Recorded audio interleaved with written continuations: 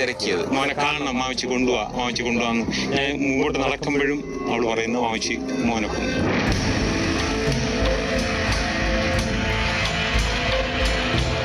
കേരളം മരവിച്ചു പോയ അതിക്രൂരമായ കൊലപാതക പരമ്പരയ്ക്കാണ് തിങ്കളാഴ്ച തലസ്ഥാന നഗരി സാക്ഷ്യം വഹിച്ചത്.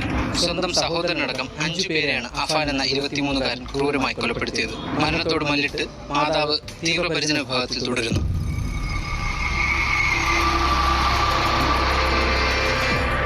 എന്തിനു വേണ്ടി ഇങ്ങനെയൊരു ക്രൂരത എന്ന ചോദ്യത്തിന് മുന്നിൽ കുഴങ്ങുകയാണ് അന്വേഷണ സംഘം. പ്രണയ നൈരാശ്യം, സാമ്പത്തിക ബാധ്യത തുടങ്ങി പല കാരണങ്ങളാണ് അഫാൻ നിരത്തുന്നത്. പ്രതി ലഹരിക്ക് അടിമയാണോ എന്ന ചോദ്യവും ശക്തമാകുന്നുണ്ട്. വളരെ ക്രൂരമായിട്ടുള്ള മുൻകൂട്ടി തീരുമാനിച്ച് നടപ്പാക്കിയ ഒരു രീതിയാണ്. ഇത്രയധികം കിലോമീറ്റർ സഞ്ചരിച്ച് 3 വീടുകളിൽ പോയി കൊല ചെയ്തിരിക്കുന്നത്. സ്വന്തം സഹോദരൻ, മാതാവ്, മുത്തശ്ശി, പെൺസുഹൃത്ത്, അച്ഛന്റെ സഹോദരൻ, അദ്ദേഹത്തിന്റെ ഭാര്യ എന്നിങ്ങനെ 6 പേരെയാണ് അഫാൻ ആക്രമിച്ചത്. മാതാവ് മാത്രം കൂട്ടത്തിൽ ഗുരുതരമായ പരിക്കുകളോടെ രക്ഷപ്പെട്ടു. പ്രതിയുടെ അച്ഛൻ ഗൾഫിലാണ്. 6 വർഷത്തോളമായി ഗൾഫിലല്ലേ. വന്നിട്ട് അവിടെ സാമ്പത്തിക പ്രശ്നത്തിലാണ്, വരാൻ പറ്റാത്ത അവസ്ഥയാണ്. ലീഗൽ പ്രശ്നങ്ങളുണ്ടെന്ന് പറഞ്ഞു. 34 കിലോമീറ്റർ സഞ്ചരിച്ചാണ് പ്രതി കൊലപാതക പരമ്പര നടത്തിയത്. സ്വന്തം വീടായ പേരുമലയിൽ നിന്ന് അച്ഛന്റെ മാതാവ് സൽമ ബീവിയെ കൊലപ്പെടുത്താൻ കല്ലറ പാങ്ങോട്ടേക്ക് ആദ്യ യാത്ര. 14 കിലോമീറ്റർ അകലെയുള്ള വീട്ടിലെത്തി മുത്തശ്ശിയെ തലക്കടിച്ചു കൊന്ന ശേഷം 7 കിലോമീറ്റർ അകലെയുള്ള ചുള്ളാളത്തെ ബന്ധുക്കളായ ദമ്പതിമാരുടെ വീട്ടിലെത്തി അവരെയും കൊലപ്പെടുത്തി. തുടർന്ന് പേരുമലയിലെ സ്വന്തം വീട്ടിലെത്തി മാതാവ്, സഹോദരൻ, പെൺസുഹൃത്ത് എന്നിവരെ കൊലപ്പെടുത്തുകയായിരുന്നു. പിന്നാലെ യാതൊരു ഭാവവ്യത്യാസവും ഇല്ലാതെ പോലീസ് സ്റ്റേഷനിലെത്തി കുറ്റമേറ്റു പറഞ്ഞു. താൻ വിഷം കഴിച്ചുവെന്നുകൂടി പോലീസിനെ അറിയിച്ചതോടെ പ്രതിയെ മെഡിക്കൽ കോളേജിലേക്ക് മാറ്റി. കരുതിക്കൂട്ടിയുള്ള കൊലപാതകമാണെന്ന നിഗമനത്തിലാണ് പോലീസ്.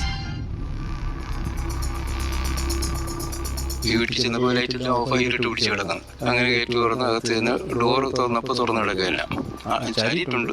അങ്ങനെ അകത്ത് കയറി നോക്കിയപ്പോഴാണ് ഈ ബോഡി കണ്ടത്. ബോഡി അവിടെ ആ സോഫ കമ്പിട്ടുണ്ടല്ലോ, ഹാളിനകത്ത് അങ്ങനെ ചാരിയിരിക്കുന്ന ഒരു രംഗമാണ് കണ്ടത്. പക്ഷെ അത് കൊലപാതകമൊക്കെ നടത്തിയിട്ട് കുറേ സമയം ബ്ലഡൊക്കെ ഉണങ്ങിയിട്ടുണ്ട് ശരിക്കും. പോലീസ് അകത്ത് കയറി നോക്കിയപ്പോഴാണ് വേറെ സ്ത്രീയും കൂടെ മരിച്ചു കിടക്കുന്നതായിട്ട് കണ്ടത്. 9ാം ക്ലാസ്സുകാരൻ അഫ്സാന്റെ മൃതദേഹത്തിന് ചുറ്റും 500 രൂപയുടെ നോട്ടുകൾ വിതറിയ നിലയിലായിരുന്നു. സ്വീകരണ മുറിയിൽ നിലത്ത് കിടക്കുന്ന നിലയിലായിരുന്നു അഫ്സാന്റെ മൃതദേഹം. അവന്റെ ഡാമേജ് എന്ന് പറയുന്നത് പല സൈഡില്, ബാക്ക് സൈഡിലാണ് നല്ല ഒരു പൊട്ടലുണ്ട്. ഇവിടെ ഒരുപാട് ബ്ലഡ് സ്റ്റിച്ചറിലുണ്ട്. ഇവിടെ കളിക്കാനൊക്കെ വരുന്നു, അങ്ങനെ പരിചയമുണ്ട്. മാമിയൊക്കെ നല്ല കാര്യമായിരുന്നു. ഇവിടുത്തെ ഈ ചേട്ടൻ ഈ അഫാന ഉമ്മ നമ്മളായിട്ട് നല്ല കാര്യമായിരുന്നു. 3 വർഷം കൊണ്ട് നമ്മളായിട്ട് കോണ്ടാക്ട് ഇല്ലേക്ക് ആക്കാം.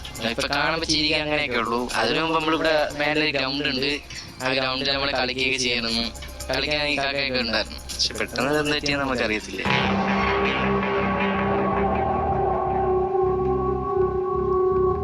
അടുത്ത മുറിയിലായിരുന്നു അമ്മ ഷെമി പരിക്കേറ്റ് കിടന്നത്. ഇവർ കണ്ണു തുറക്കുന്നത് കണ്ടാണ് പോലീസ് അതിവേഗം ആശുപത്രിയിൽ എത്തിച്ചത്. തലയിൽ 13 സ്റ്റിച്ചിങ് ഓൾറെഡി കഴിഞ്ഞു അമ്മയ്ക്ക്, ഷെമിക്ക്. മുഖത്ത് ഈ 2 കണ്ണിന്റെ താഴെ സൈഡിലെ എല്ലും പൊട്ടിയിട്ടുണ്ട്. പിന്നെ വാ തുറക്കത്തില്ല. നമ്മള് ജ്യൂസ് ഐറ്റങ്ങളാണ് കൊടുത്തുകൊണ്ടിരിക്കുന്നത്. എന്നെ കണ്ടപ്പോൾ കരയും അഫ്സാനെ ചോദിക്കുകയും ചെയ്തു. കൊച്ചുമോന മാമച്ചി മോനെ കൊണ്ടുവരണം, നമ്മൾ കൊണ്ടുവരാം ക്ഷമി എന്ന് പറഞ്ഞു. കുറച്ച് അവളെ കൊണ്ട് പറയുന്ന രീതിക്ക് സാസെടുത്ത് പറയുന്നുണ്ട്. അഫ്സാനെ പറ്റി ഒന്നും ചോദിച്ചില്ല. മുകളിലത്തെ നിലയിൽ കസേരയിൽ ഇരിക്കുന്ന നിലയിലാണ് ഫർസാനയുടെ മൃതദേഹം കണ്ടത്. ചുറ്റിക കൊണ്ടുള്ള അടിയേറ്റ് മരിച്ചിട്ടും നിലവിളി പോലും അയൽക്കാർ കേട്ടില്ല.